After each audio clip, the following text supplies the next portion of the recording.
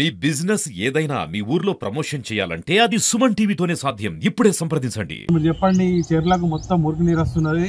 మరి ఈ చెర్లకు వచ్చడానికి ఏదైతే కాలువలు ఉన్నాయో కాలువలు కూడా కంటికి కనిపిస్తలేవు. మరి దాని మీద మీరేమంటారు? జై శ్రీరామ్ అండి. నా పేరు సాయి చంద్ర. గతంలో ఇది ఏమైందంటే ఇంతకుముందు ఎగ్నిపూర్ చెరువు ఉండే, ఆ చెరువు నుంచి పీతూరుగుంటకు వస్తుండే. ఈ పీతూరుగుంట నుంచి అక్కడ కంచరగుంట అనేది ఉంటుంది ఇక్కడ. ఆ నుంచి వచ్చేటువంటి ఏవైతే నాళాలు ఉన్నాయో అవన్నీ కంప్లీట్ కబ్జాలకు గురైనాయి. ఇక్కడ ఉన్నటువంటి రియల్ ఎస్టేట్ వ్యాపారులు కంప్లీట్ కబ్జాలు చేసేసి దానికి వాటర్ అనేది రాకుండా చేసి పడేసారు. అక్కడ ముందే పోతూ ఉంటే ఎంఆర్ ఆఫీస్, అక్కడ మొత్తం ఎంఆర్ ఆఫీస్ ముందరే వాటర్ ఆగుతుంది. దాని మీద కూడా ప్రజలంతా చాలాసార్లు కంప్లైంట్లు ఇచ్చారు. దాని మీద ఎటువంటి చేసినా కూడా అసలు గవర్నమెంట్ పట్టించుకుంటలేదు. అక్కడ ఉన్నటువంటి పాలక వ్యవస్థ కూడా పట్టించుకుంటలేదు. ఇక ముందుకు పోతూ ఉంటే మనం అక్కడ ఏది ముత్యాల వల్ల కానీ అక్కడ పోతే ప్రకాశం వల్ల కానీ ఆ వాటర్ మొత్తం అక్కడనే ఆగిపోయి జనాలకు చాలా ఇబ్బందిగా ఉన్నది.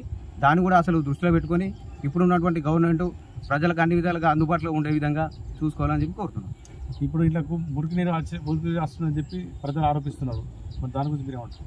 మురికి నీరు అంటే అసలు ఇప్పుడు టౌన్లో ఎట్లయితే మన టౌన్ పెరుగుతూ ఉన్నదో ఆ టౌన్లో ఉన్నటువంటి వాటర్ పోయే విధంగా ఇప్పుడు ఉన్నటువంటి మున్సిపాల్ పట్టించుకోవడం లేదు. దానికి సంబంధించినటువంటి ఏదైతే మోర్లు ఉన్నాయో ఆ మోర్లు తీసి ఆ డ్రైనేజ్ వ్యవస్థను మనం కంప్లీట్ చేసి ఆ వాటర్ అనేది కంప్లీట్ వెళ్ళిపోతుంది. ఆ డ్రైనేజ్ వ్యవస్థ అనేది సరిగ్గా లేకపోయేసరికి ఆ వాటర్ కంప్లీట్ చెర్లకు రావడం జరుగుతుంది. ఆ చెర్లకు రావడం వల్ల అక్కడ ఉన్నటువంటి జిమ్మలు కానీ అక్కడ ఉన్నటువంటి వ్యవస్థ కానీ మొత్తం చనిపోవడం జరుగుతుంది. దీని మీద కూడా ఇక్కడ ఉన్నటువంటి మున్సిపల్ వ్యవస్థ కొంచెం దాని మీద దృష్టి పెట్టి అసలు ఏం కథ అనేది ఆలోచించి ప్రజలకు అన్ని విధాలుగా హెల్ప్ చేసే విధంగా ఉండాలని చెప్పి కోరుతున్నాం. ఏదైతే చెరువు ఉందో ఈ చెరువుని ఇది సరిగ్గా పూర్తిగా ఉపయోగంలోకి తీసుకుంటలేరని చెప్పి ఒక అభియోగం ఉంది. ఒకటి. రెండవది ఏంటిదంటే ఇక్కడ వీళ్ళకు ఎఫ్టీఎల్ ఉన్నది. ఇక్కడ చుట్టూ చూస్తున్నారు మీరు, ఎఫ్టీఎల్ దగ్గరనే మనకి ఇల్లు కనబడుతున్నాయి. మరి బఫర్ జోన్లోనే మొత్తం కంప్లీట్గా కట్టినట్టుగా కనబడుతుంది. మరి ఇది మున్సిపాలిటీకి కానీ ఇరిగేషన్ డిపార్ట్మెంట్ కానీ తెలియదా, లేకపోతే తెలిసి కానీ మీరు ఏం చేస్తున్నట్టుగా మీరు మాట్లాడుతున్నారు? మీరు చెప్పాలి. మీరు అన్నట్టుగా చెరువు నిరుపయోగంగా మారిపోవడం అనేది వాస్తవం. చాలామంది కూడా ఎఫ్టీఎల్లో నిర్మాణాలు చేయడం జరిగింది. బఫర్ జోన్లు కూడా నిర్మాణాలు ఉన్నాయి. అయితే 1970s మేము చిన్నతనంలో ఉన్నప్పుడు చెరువు చాలా బాగుండేది. ఇందులోకి వచ్చి స్నానాలు చేసేవాళ్ళము, బట్టలు ఉతుకునేవాళ్ళము. తర్వాత ఏమైపోయిందంటే కోరుట్ల పట్టణం అనేది చాలా విస్తరిస్తూ పోయింది. గృహ నిర్మాణాలు విపరీతంగా జరిగాయి. దానివల్ల ఏమైపోయిందంటే పీతిరికుంట తర్వాత కంచరకుంట నుండి రావాల్సినటువంటి నీరు రాకుండా రోడ్లపైకి వెళ్ళిపోతుంది. తర్వాత ఈ నిర్మాణాలు ఎక్కువ కావడం వల్ల ఈ డ్రైనేజ్ నీరంతా కూడా చెరువులోకి రావడం వల్ల చెరువు అంతా కూడా కంపు వాసన పట్టిపోయి అసలు చెరువు పై నుండి నడవడానికి వీలైనటువంటి పరిస్థితిలో హైదరాబాద్లో మూసీ నదిలాగా మారిపోయిన తర్వాత గౌరవనీయులైనటువంటి చెన్నమనేని విద్యాసాగర్ రావు గారు కేంద్రంలో మంత్రిగా ఉన్నటువంటి సమయంలో మద్దుల చెరువుని సర్వంగా సుందరంగా తీర్చిదిద్దామన్న ఉద్దేశంతో ఎంపీలాడ్స్ నిధుల నుండి కొన్ని నిధులు మంజూరు చేయించారు. కానీ అనివార్య కారణాల వల్ల పనులు మొదలు కాలేదు. తర్వాత 2016లో మాజీ ఎమ్మెల్యే గారైనటువంటి కల్వకుంట్ల విద్యాసాగర్ రావు గారు కూడా అప్పటి ప్రభుత్వంలో 3.60 కోట్ల నిధుల్ని మంజూరు చేయించారు. అయినా పనులు త్వరితగతిన మొదలు కాలేదు. ఆలస్యంగా పనులు మొదలైనప్పటికీ కూడా పూర్తి నిర్మాణం కాలేదు. స్వాగత తోరణం కట్టాల్సి ఉండే, ధ్యాన మందిరము, తర్వాత గెస్ట్ హౌసు, తర్వాత పాత్వే, ఇవన్నీ కూడా బతుకమ్మ ఘాటు, తర్వాత పూల మొక్కలు పెంచి సర్వాంగ సుందరంగా తీర్చిదిద్దాలన్నటువంటి ఉద్దేశంతో దీన్ని హైదరాబాద్లో ట్యాంక్ బండ్ లాగానే మినీ ట్యాంక్ బండ్గా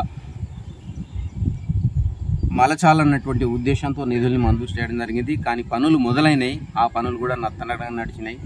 పనులు కూడా పూర్తి కాలేదు. మీరు చూస్తే ఏర్పడుతుంది దాదాపు 70%, 80% వరకు పనులు పూర్తయినాయి.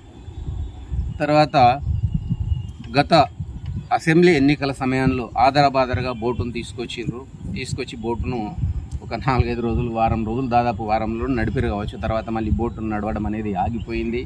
మొత్తం గుర్రపు డెక్క పెరిగిపోయింది.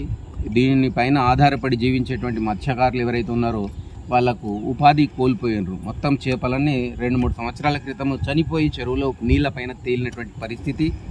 తర్వాత గత సంవత్సరం మున్సిపల్ అధికారులు ఏం చేసినారు, 14 లక్షల రూపాయలు వెచ్చించి మొత్తం గుర్రపు డెక్కను తీయించినప్పటికీ కూడా ఉపయోగం లేకుండా పోయింది. మళ్ళీ గుర్రపు డెక్క అనేటువంటిది విపరీతంగా పెరిగిపోయింది. బోటు నిరుపయోగం అయిపోయింది. తర్వాత బలమైనటువంటి గాలులు వీచినప్పుడల్లా ఈ గుర్రపు డెక్క అటువైపు నుండి ఇటువైపు, ఇటువైపు నుండి అటువైపు జరుగుతూ ఉంటుంది. గాలులు వీచినటువంటి సమయంలో అసలు నీళ్ళే కనపడవు మనకు, చెరువులో మొత్తం వ్యాపించి ఉంటుంది ఇది గుర్రపు డెక్క. కాబట్టి ఇప్పటికైనా అసంపూర్తిగా ఉన్నటువంటి పనుల్ని మున్సిపల్ అధికారులు పూర్తి చేసి ఈ పట్టణ ప్రజలకు ఆహ్లాదాన్ని పంచే విధంగా ఈ మినీ ట్యాంక్ బండును తీర్చిదిద్దాలని చెప్పి కోరుకుంటున్నాం. పిల్లలతో స్త్రీలతో పాటుగా ఈ ట్యాంకు బండ్ పైకి వచ్చేటువంటి పరిస్థితి లేదు. ఎందుకంటే సాయంత్రం అయిపోయిందంటే మందుబాబుల అడ్డాగా మారిపోతుంది. కొంత వెనికిడి ఏంటంటే గాంజాయి తాగేటువంటి వాళ్ళు కూడా ఇక్కడ వచ్చి గాంజాయి తాగుతున్నారనేటువంటి విషయం ఉంది. తర్వాత పిల్లలైతే అంటే పూర్తి చదువును అశ్రద్ధ చేసి ఫోన్లు పట్టుకొని ఇక్కడే మొత్తం కట్టపైనే యూట్యూబ్లు కానీ ఇంకా వేరే ఛానల్స్ చూస్తూ రోజంతా గడిపేటువంటి పరిస్థితి. పిల్లలతో స్త్రీలతో ఇక్కడికి రావాలంటేనే రాలేని పరిస్థితి ఉంది. కాబట్టి పట్టణంలో ఉన్నటువంటి ప్రజలందరూ కూడా ఆహ్లాదం కోసం పిల్లలు స్త్రీలతో సహా ఇక్కడికి వచ్చే విధంగా మున్సిపల్ అధికారులు ఎవరైతే ఉన్నారో వాళ్ళు శ్రద్ధ తీసుకోవాలని, లేదంటే ఈ నిర్వహణ సరిగా ఉండాలంటే లైట్లు అన్నీ తీసుకెళ్తున్నారు, అన్ని స్విచ్ బోర్డులన్నీ కూడా డ్యామేజ్ చేస్తున్నారు. కాబట్టి దీన్ని పూర్తి ఉపయోగంలోకి తేవాలంటే, దీన్ని పూర్తిగా సద్వినియోగం చేసుకోవాలంటే దీన్ని ఎవరికైనా లీజుకి ఇస్తే దీని రక్షణ మరియు నిర్వహణ భారం అంతా వాళ్ళే చూసుకుంటారు. కాబట్టి అసంపూర్తి పనులు పూర్తి చేసి ఎవరికైనా లీజుకి ఇస్తే బాగుంటుందనేది నా అభిప్రాయం. వర్షాకాలం వస్తే ముత్యాలవాడ కానీ ఆదర్శ నగర్ కానీ నిండా మునిగే పరిస్థితి ఉంది. మరి అక్కడ ప్రజలు మాత్రము ఎటువంటి పరిస్థితి అంటే దారుణమైన పరిస్థితి ఉంటుంది. కార్లు కొట్టుకపోయిన పరిస్థితి కూడా లాస్ట్ ఇయర్ జరిగింది. మరి దానికి ఎవరు బాధ్యతలు అంటే? నా పేరు భూపేల్ నాగేశ్ అండి. అయితే ఈ యొక్క వ్యవస్థకు కారణం ఏంటంటే మున్సిపల్ అధికారులు నిర్లక్ష్యం వహించడం ద్వారా ఇలాంటి పొరపాట్లు జరుగుతున్నాయి. అక్కడ ఎకిన్పూర్లో తాళ చెరువు ఉంటుంది, అల్లమేగుట్టలో ఇంకొక కుంట ఉంటుంది, ఆ తర్వాత దేశ ఆఫీస్ దగ్గర దొరసని కుంట ఉంటుంది, ఇక్కడ పీతృ కుంట ఉంటుంది, ఈ యొక్క తాళ చెరువు ఇదొక చెరువు ఉంటుంది, ఈ కిందికి పోతే కల్లూరులో ఒక చెరువు ఉంటుంది, ఆ తర్వాత లస్మగడ్ కుంట అని 7 కుంటలు ఉంటాయి.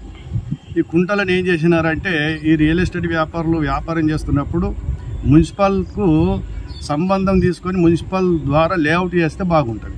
ఎందుకంటే వ్యక్తిగతంగా ప్లాన్లు వేసుకొని గీతలు గీసుకొని వారు మున్సిపాలిటీకి 10% ల్యాండ్ ఇయ్యక వారి ఇష్టానుసారంగా చేసుకొని ప్లాట్లు కట్టడం ద్వారా ఆ యొక్క నీళ్లు ఎటు వెళ్ళే పరిస్థితులు లేవు. వాళ్ళు ఇష్టానుసారంగా ఇండ్లు నిర్మించుకున్నారు. కాబట్టి దానికి పొరపాటు ఎవరిది? ఇంటి యజమానిదే. ఇల్లు కొనేటప్పుడు స్థలం కొనేటప్పుడు స్థలంకు దాని వివరాలు తీసుకోవాలి. ఇది మున్సిపల్ లేఅవుట్ ఉందా, 33 ఫీట్ల రోడ్లు ఉన్నాయా, మరి దీనికి దగ్గర ఏదైనా కుంట ఉందా, ఏదైనా చికం భూమి ఉందా, పరంపోకు భూమి ఉందా, ఏదన్నా 10% ల్యాండ్ ఉందా అన్న ఆలోచన లేకుండా ఏదో ముబ్బడిగా తమకు తక్కువ ధరలు వస్తున్నాయి తీసుకొని కట్టుకున్నట్టు ద్వారా ఆ నీళ్ళన్నీ ఎటు వెళ్ళలేక ఇళ్ళలోనికి ప్రవేశిస్తున్నాయి. దాని ద్వారా ప్రజలు ఇబ్బంది పడుతున్నారు. దీనికి కారణం ఎవరు? మొట్టమొదటిగా ప్రజలు ఆలోచించాలి. ప్లాట్లు కొనేటప్పుడు ఆలోచించాలి. దానికి మళ్ళీ మున్సిపల్ అధికారులు చొరవ తీసుకోవాలి. ఎక్కడెక్కడైతే భూములలో ప్లాట్లు పెడుతున్నారో అక్కడ చూసుకొని పర్మిషన్ ఇవ్వకుంటే అలాంటి పొరపాట్లు జరిగాయి. కాబట్టి ఇప్పుడు చెరువులన్నీ ఏమైపోయినాయి? ఇప్పుడు ఈ పీతృకుంట కొద్దిగా కాపాడడం ద్వారా ఆ నీళ్లు నిలుస్తున్నాయి, ఆ తర్వాత ఇందులోనికి వస్తున్నాయి. ఈ నీళ్ళన్నీ ఎక్కడికి వెళ్ళాలి? ఈ కాలువలు ఎటు చూడు, కాలువలు ఎంత ఉంటాయి? దాదాపు 30 ఫీట్ల వెడల్పుతో ఉంటాయి కాలువలు. ఒక్కొక్క కాలువ 30 ఫీట్ల వెడల్పు ఉంటే ఆ కాలువలు ఏం చేశారు? చిన్న మోర్లాగా వేసి రోడ్లు వేసి మోర్లు వేసేసరికి నీళ్ళు ఎట్టు వెళ్ళని పరిస్థితి ఉంది. కాబట్టి ఇది చాలా భయంకరమైన స్థితిలో ఉన్నది. సరే, ఇప్పుడు ఈ చెరువు మీద చేపలు పట్టుకొని జీవించే వాళ్ళు మత్స్య కార్మికులు ఇక్కడ 150 కుటుంబాలు ఉన్నాయి ఈ చెరువు మీద ఆధారపడి జీవించేవారు. మరి వారి పరిస్థితి ఏంటంటారు? అయితే ముఖ్యంగా దీంట్లోకి మురికి నీరు రావడం ద్వారా చేపలు అనేది పెంపకం అనేది తగ్గిపోయింది.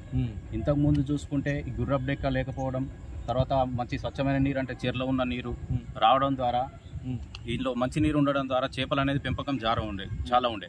దీని మీద ఆధారపడి 150 మత్స్యకార కుటుంబాలు ఆధారపడి ఉన్నాయి. ఇలా ఈ గుర్రపు డెక్క పెరగడం ద్వారా వాళ్ళు కూడా ఈ చెరువును పట్టించుకోకుండా అయిపోయింది.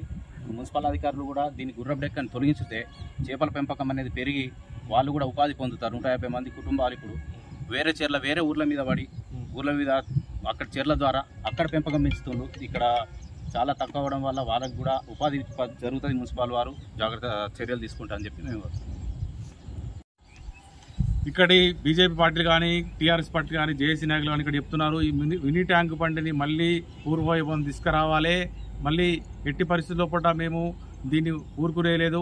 మా కురుట్ల ఉద్యమగడ్డ ఉద్యమాలతోటే మేము ఏదైనా సాధించుకోగలుగుతామని చెప్తున్నారు. మరి అధికారులు సత్వరమే స్పందించాలి, లేకపోతే ప్రభుత్వం జోక్యం చేసుకోవాల్సిన పరిస్థితి ఉన్నది. ఇక్కడ ఇది కురుట్ల ప్రజల దురదృష్టమేమో కానీ కురుట్లకు ఎటువంటి ఆహ్లాదకరమైనటువంటి పార్కు కానీ ఈ ఒకటి మినిపే ట్యాంక్ బండి ఉంటే ఇది కూడా లేదు. మత్స్య కార్మికుల దురదృష్టం ఏంటిదంటే వారి ఉపాధిని కోల్పోతున్నారు. 150 కుటుంబాలు ఈరోజు రోడ్డున పడ్డాయని చెప్పి ప్రభుత్వం గుర్తిస్తలేరు, మరి అధికారులు గుర్తిస్తలేరు అని చెప్పి వీరు ఆవేదన వ్యక్తం చేస్తున్నారు. ఇక్కడ ఈ యొక్క గుర్రపు డెక్క పోవాలనుకుంటే శాశ్వత పరిష్కారం ఏంటిదంటే ప్రతిరోజు ఒక 15 రోజులన్నా కనీసము దీనికి గుర్రపు డెక్కని పోసేటువంటి మిషన్ ఉంటుంది. ఆ మిషన్ తిప్పి ఇక్కడి పరిస్థితిని గుర్రపు డెక్కని శాశ్వతంగా పరిష్కారం చేయాలని చెప్పి ఇక్కడి ప్రజలు కోరుతున్నారు. మరి ఇది ఈ సమస్యను వెంటనే ప్రభుత్వం దృష్టికి తీసుకుపోయి అధికారులు మరి దీన్ని సత్వరంగా పరిష్కరించాలని చెప్పి ఇక్కడ నాయకులు కోరుతున్నారు.